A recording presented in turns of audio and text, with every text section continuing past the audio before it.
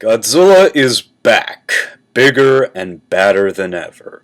So last Tuesday I went to go see Shin Godzilla at my local movie theater, with two friends who are also into Godzilla as me.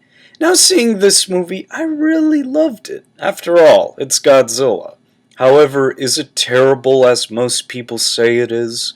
Now, I don't want to give away too much in this film, but I will say I loved every second of it, especially Godzilla himself. He looked awesome as always, especially when he is wreaking havoc. This film really brings Godzilla back to his destructive roots. However, I was a bit skeptic about the design of the Big G, since he looked like a zombified version of his 1954 self, but only with a slightly long neck and tiny arms. But after seeing this Godzilla in action, I fell in love with this design, since this Godzilla is unlike any Godzilla we've seen. His origin is different. He is bigger than before, and he has a whole new surprises in store. Now on to the plot. It begins in Japan as a strange fountain of water erupts in the bay, causing panic to spread among government officials. At first they suspect only volcanic activity, but one executive dares to wonder if it may be something different. Something alive. His worst nightmare comes to life when a massive gill monster emerges from the deep and begins tearing through the city, leaving nothing but destruction in its wake. As the government scrambles to save the citizens, a ragtag team of volunteers cuts through a web of red tape to uncover the monster's weakness and its mysterious ties to a foreign superpower. But time is not on their side. The greatest catastrophe to ever befall the world just keeps getting bigger, and soon all hell breaks loose.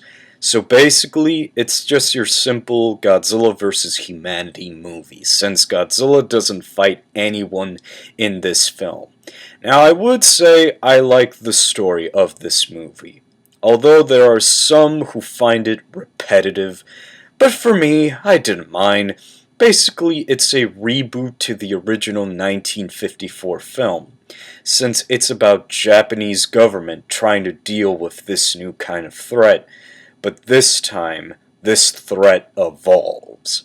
Like, really. Godzilla is like Frieza in this film. However, this movie does pay a tribute to the 3/11 incident that happened in Japan back in 2011, especially when Godzilla makes his first appearance as a weird, tadpole-like creature while walking through the streets of the city, destroying everything in his path. When I first saw it, I could hear audiences laughing at the way Godzilla looked, especially during one scene where he is walking and blood comes out of his gills. When that happened, I was like, what the F? The effects of this film are amazing, especially when Godzilla shoots his atomic breath. But the way he uses it is strange, since his mouth opens wide as his lower jaw splits open while being connected.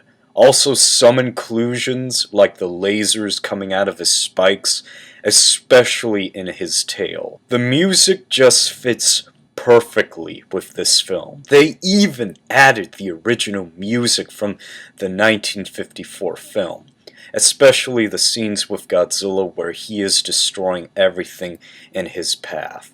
Have this ominous quarrel where you feel frightened by what's going to happen next. Now for the characters, I really don't have much to say about them. Honestly, I felt the cast did a really good job in their roles.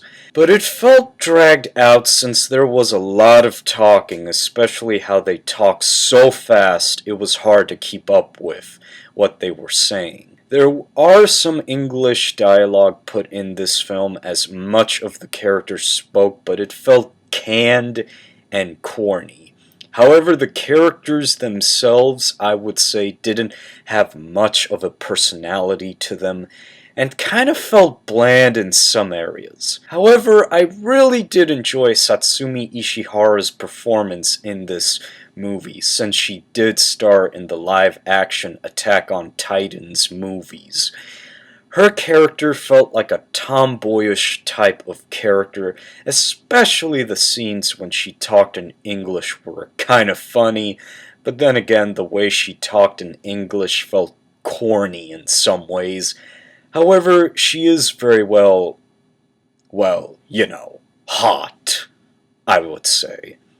The cinematography was really fascinating, especially the scenes of Godzilla, and as James Rolfe said, the best scenes are when you're looking up at him. There are great shots from low angle, high angle, and much more. Especially one scene I like when Godzilla is walking towards you, and behind him is a wall of fire as his mouth closes after he is done using his atomic breath.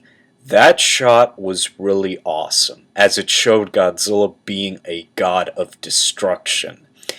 Hideaki Anno and Shinji Higuchi did an amazing job in directing this film, and I can't wait to see more for what they have in store next, if they ever return in doing a sequel. So far, I really like this movie, although there are some things that could have been improved upon, but all in all, it is what it is.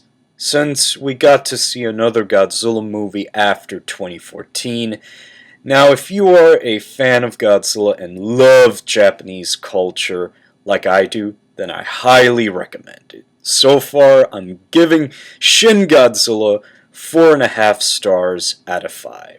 This has been my review, and I'll see you all later.